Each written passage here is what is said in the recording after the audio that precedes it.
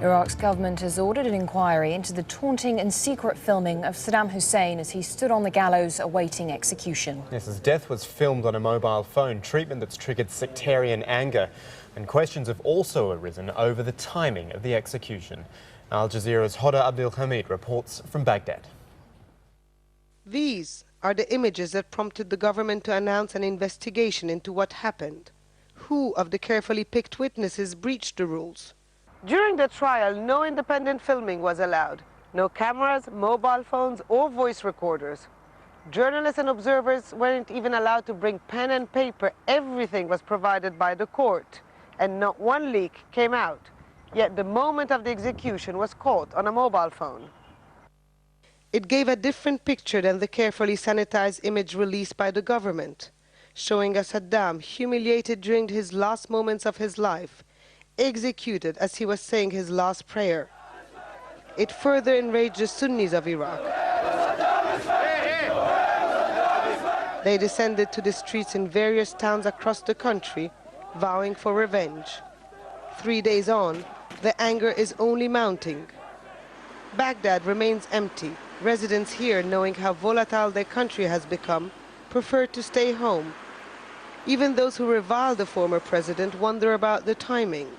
Despite Saddam's regime was oppressive, and it's his fault if the Americans are here, they shouldn't have executed him on Eid. So people can celebrate this important holiday. Look, all around you the streets are empty. The capital is dotted with checkpoints.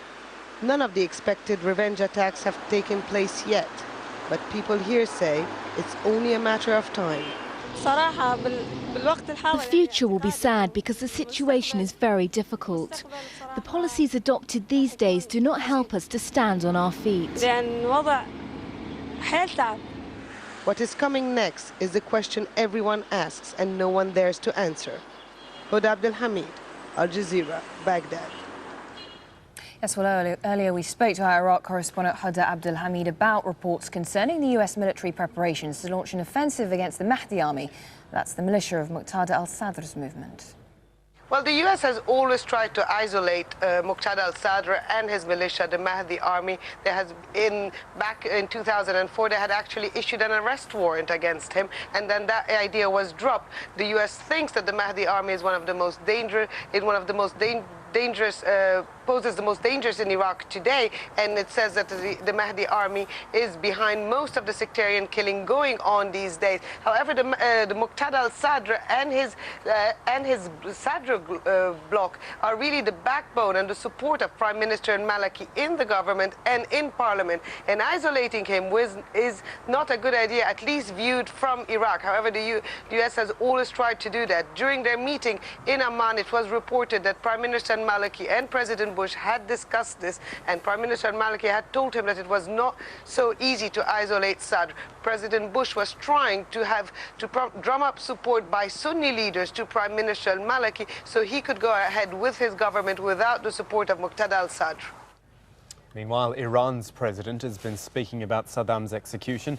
In a speech to a rally in the southern city of Ahvaz, Mahmoud Ahmadinejad says his death will be used by what he called the occupiers of Iraq to incite division, and he predicted the same occupiers will soon be thrown out. Iran's president also again vowed there'll be no nuclear U-turn. He described the imposition of UN sanctions as, quote, invalid, and Iran's ready to defend its nuclear program. First, they were told wreckage had been found. Then 12 people had survived. Now they've been told it's all a big mistake. Relatives of the 102 people aboard the Adam Air jet are confused and angry. Indeed, high-ranking officials are apologising, but still can't say where the missing plane is, more than 24 hours after it disappeared. David Hawkins reports now from Jakarta. Indonesian officials said earlier that Adam Air Flight 754 crashed somewhere in the mountainous jungle in West Sulawesi, one of Indonesia's main islands. But the man who's leading the investigation into the accident says now they're searching the sea. The local police chief went to the alleged crash site with military and police personnel and local government officials, and they did not find the plane.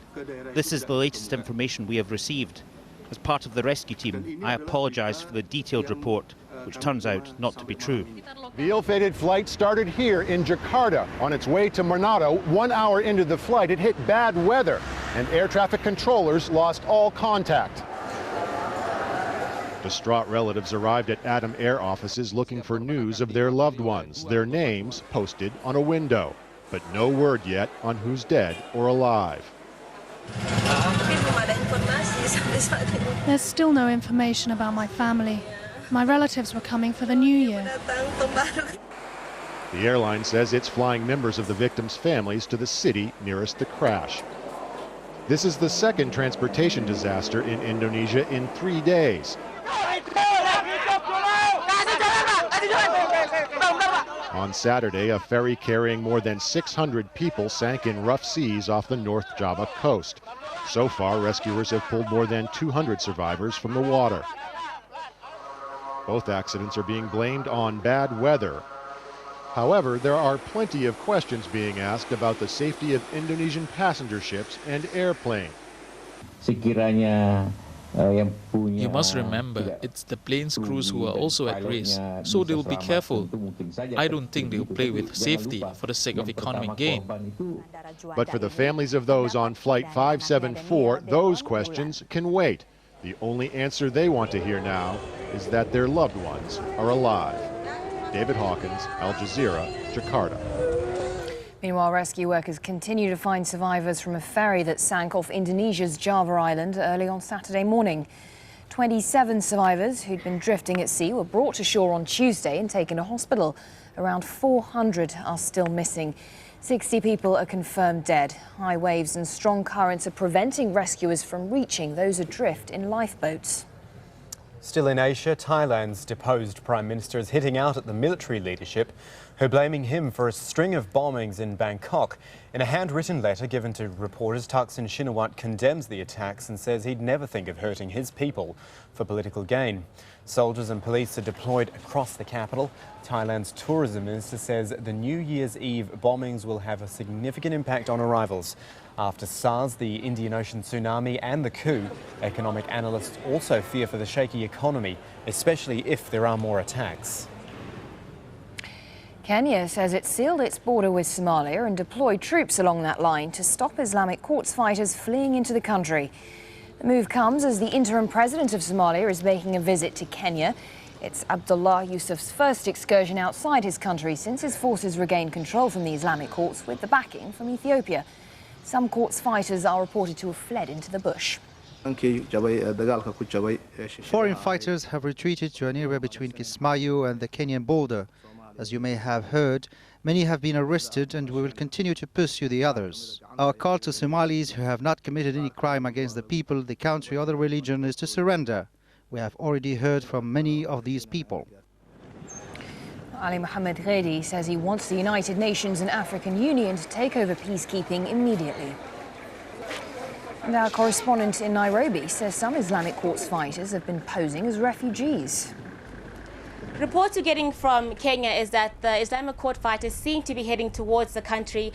On Monday, we were told that 11 of the Islamic Court fighters were caught on the Kenyan border. They were trying to pass themselves off as refugees. They weren't wearing uniforms, they weren't carrying arms, but they were suspicious enough to let the security forces here in Kenya detain them. We know they're being questioned and we don't know when they're going to be let go. Now, this does raise some concern for the genuine refugees on the ground, many of them who need help, who need food and medicine. It means that if Islamic Court fighters are actually coming towards Kenya, it makes aid workers reluctant or hesitant towards going towards the border to help the refugees who need assistance. So it means that until security is secure at the border, only then will these refugees be able to get help from humanitarian organizations to be picked up from the border point and taken to the actual camps that are being set up for them inside Kenya.